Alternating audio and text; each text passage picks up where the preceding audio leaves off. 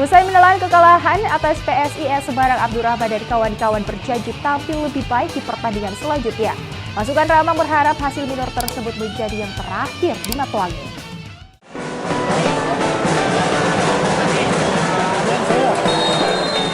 PSM Makassar gagal melangkah ke papan atas klasemen sementara Liga 1 usai takluk di kandang sendiri. PSIS Semarang berhasil memutus rekor tak terkalahkan PSM di Makassar. Lemahnya penyelesaian akhir harus membuat skuad asuhan dari JK Lezik gigit jari selepas pertandingan. Abdul Rahman dan kawan-kawan menjanjikan evaluasi setelah dipermalukan di hadapan supporter sendiri. Hasil minor tersebut diharapkan menjadi yang terakhir di Matoangin.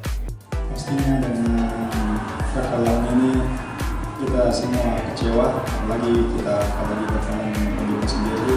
Dan semoga dengan kekalahan di kandang ini kita semua pemain introspeksi diri untuk pertandingan selanjutnya. Semoga dengan kekalahan ini kita tidak down gitu kan.